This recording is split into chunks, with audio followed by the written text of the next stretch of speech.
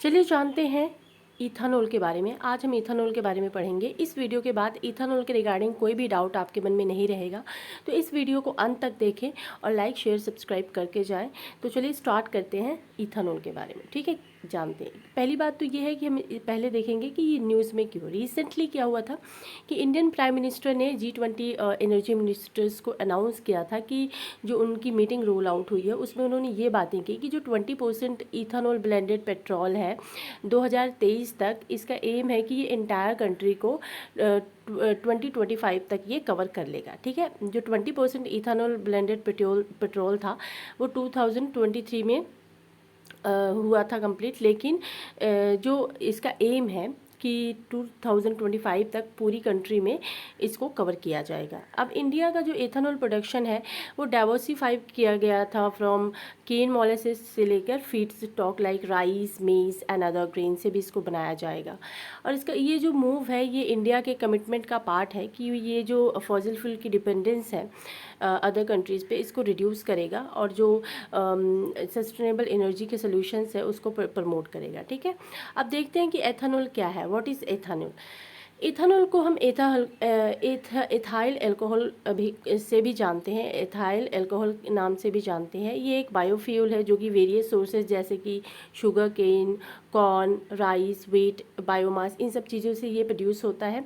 और ये प्रोडक्शन जो है इसमें कुछ प्रोसेस इन्वॉल्व होती है जिसमें शुगर को फ्रेगमेंट किया जाता है बाय ईस्ट से, और वाया पेट्रोकेमिकल एक प्रोसेस है उसको यूज़ किया जाता है, जैसे कि इथाइलिन और हाइड्रेशन वगैरह ये सब चीज़ें यूज़ की जाती हैं। तो इथानॉल जो है 99.9% प्योर अल्कोहल होता है जो कि ब्लेंड किया जाता है विद पेट्रोल, ताकि एक क्लीनर फ्यूल अल्टरनेटिव के तौर पे इसे क्रिएट किया जा सके। इसके अलावा क्या है कि ये एक फ्यूल एडिटिव की तरह भी इसको यूज़ कर सकते हैं। इथानॉल प्रोडक्शन जो है ये इसकी जो यील्ड है वैल्यूएबल है। Bio products like distillers, dried grain जो कि सोल्यूबल है, इसके साथ मिक्स किया जा सकता है। पोटैश, इंक्यूनेशन बॉयलर, ऐश, ये सब चीज़ें भी यूज़ की जाती हैं। और कुछ एप्लीकेशंस फाइंड किए गए हैं क्रॉस वेरियस इंडस्ट्रीज लाइक। तो आई होप आपको समझ आया होगा। तो चलिए इसके आगे देखते हैं कि बायो प्रोडक्ट्स इथानॉल प्रोडक्शंस, इसके क्या क्या बायो प्रोडक्ट्स हैं।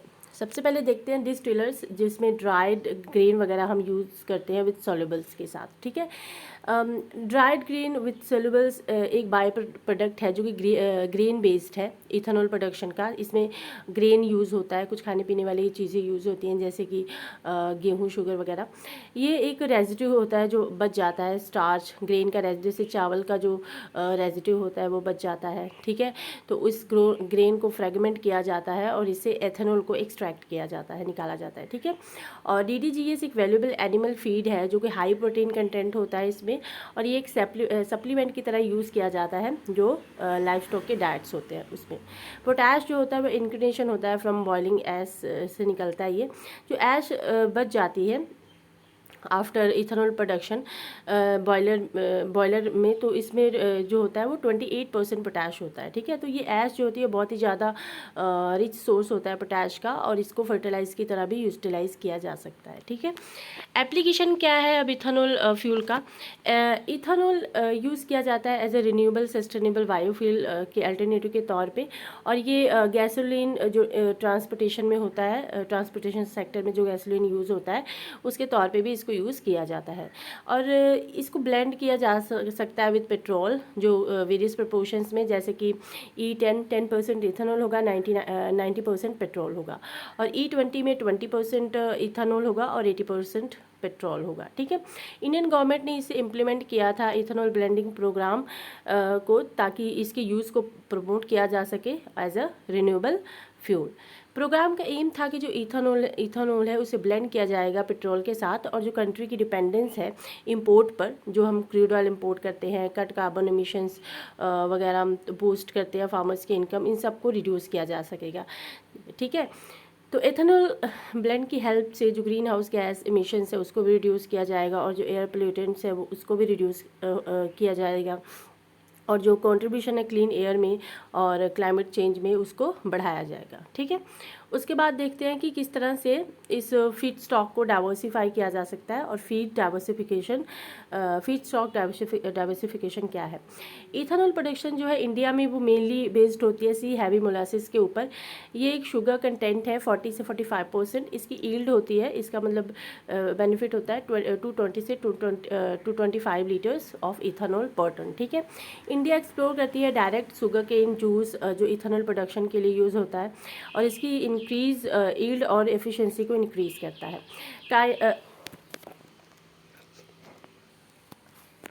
इंडिया एक्सप्लोर करता है direct sugarcane juice for ethanol production और इसकी ईल्ड और एफिशिएंसी को इंक्रीज करने के लिए कंट्री जो है डाइवर्सिफाई करती है इसके फीड स्टॉक को बाय, जैसे कि हम इसमें राइस इंक्लूड कर सकते हैं, जो डैमेज ग्रेन्स होते हैं जैसे राइस का टूटा फूटा जो हिस्सा होता है, और गेहूं वगैरह, मेज़, ज्वार, बाजरा, मिलेट्स, इन सब चीज़ों को यूज़ कर सकते हैं। इथेनॉल ईल्ड जो है ग्रेन से वो बहुत ही ज़्यादा हायर होती है अगर हम कंपेयर करें मोलासिस से। तो राइस प्रोड्यूसिंग जो होती है वो 450 से 480 लीटर्स होती है। अगर हम अदर ग्रेन्स देखें तो वो 380 से 460 लीटर्स पर टन होता है। तो शुगर मिल जो है इसको डाइवर्सिफाई करती है राइस के यूज़ को और डैमेज ग्रेन्स को, मेज़ को, मिलेट को एज अ फीड स्टॉक। ठीक है, उसके बाद जो शुगर कंपनीज़ है वो लीडिंग शुगर कंपनीज़ है वो इंस्टॉल करती हैं डिस्टिलरीज इसलिए कि जो मल्टीपल फीड स्टॉक है उसको वो ऑपरेट कर सकें पूरे साल के लिए। ठीक है, गवर्नमेंट ने डिफरेंशियल प्राइसिंग पॉलिसी जो है वो एक बहुत ही ज़्यादा क्रूशियल रोल प्ले करती है। किस तरह से वो प्राइसिंग को डिफरेंट कर सकते हैं और किस तरह से जो यूज़ है अल्टरनेटिव फीड स्टॉक के उसको इंसेंटिवाइज कर सकते हैं और किस तरह से वो हायर प्राइस फिक्स करके इथेनॉल प्रोडक्शन को सर्टन जैसे फीड स्टॉक मिल उनको कंपनसेट कर सकते हैं ताकि जो शुगर की प्रोडक्शन इस चीज़ों की वजह से रिड्यूस हो रही है उसको वो कंपनसेट कर सकें। और 2018 से 2019 तक इंडियन गवर्नमेंट ने कुछ हायर प्राइस फिक्स किए हैं, शुरू किए हैं इसके लिए इथेनॉल प्रोडक्शन के लिए, ताकि जो बी हैवी मोलासिस हैं और जो होल शुगर केन जो सिरप्स हैं उसको ये कंपनसेट कर सके। ठीक है, कुछ चैलेंजेस हैं वो देख लेते हैं। ग्रीन ईल्ड जो होती है इथेनॉल से वो बहुत ही ज़्यादा एक लॉन्ग प्रोसेस है। ठीक है, तो इस तरह से एक स्टार्च जो होता है ग्रेन में वो कन्वर्ट किया जाता है सुगरकोज में और सिंपलर शुगर्स में, जिसको हम ग्लूकोज और फ्रुक्टोज कहते हैं। तो इससे पहले जो फर्मेंटेशन होती है इथेनॉल की उसको हम बाय यूजिंग ईस्ट का यूज़ करके फर्मेंटेशन किया जाता है इथेनॉल में। तो ये एक सच्चा राय मिसेस स्रेबसिस इसको बोलते हैं। I am sorry for the pronunciation. Molasses already उसमें सुगरकोज और ग्लूकोज होता है और फ्रुक्टोज भी होता है। क्वालिटी वेरिएबिलिटी जो होती है फीड स्टॉक की वो प्रोडक्शन को अफेक्ट करती है और जो एनवायरमेंटल कंसर्न होते हैं related non traditional feed stock वो भी एक बहुत बड़ा चैलेंज है। इसके कुछ बेनिफिट्स हैं वो देख लेते हैं। डाइवर्सिफिकेशन जो है फीड स्टॉक की वो मिनिमाइज हो जाएगी जब इसके सप्लाई में फ्लक्चुएशंस होती हैं, प्राइस वोलेटिलिटी होती है, तो किसी भी क्रॉप की जो सप्लाई है उस पर असर पड़ता है। इनकॉर्पोरेशन जो होती है न्यू फीड स्टॉक की इथेनॉल प्रोडक्शन की वो एक नई डिमांड क्रिएट करती है फॉर ग्रेन्स के लिए। तो ये इसके कुछ बेनिफिट्स हैं। अब मोलासिस के टाइप्स देख लेते हैं। मोलासिस एक होता है फर्स्ट मोलासिस, ये होता है इंटरमीडिएट बाय प्रोडक्ट जो कि एक इनिशियल शुगर क्रिस्टल एक्सट्रैक्शंस होता है जिसमें 80 to 85% ड्राई मैटर्स होते हैं और इसको इन्वर्टेड टू इसको इन्वर्ट किया जाता है टू प्रिवेंट क्रिस्टलाइजेशन अगर ये स्टोर किया गया हो तो बी मोलासिस मतलब सेकंड मोलासिस ये similar to direct dry material होता है और ये एक कंटेंट होता है एज ए मोलासिस लेकिन लेस शुगर होता है, कोई भी इसमें स्पॉन्टेनियस क्रिस्टलाइजेशन नहीं होती।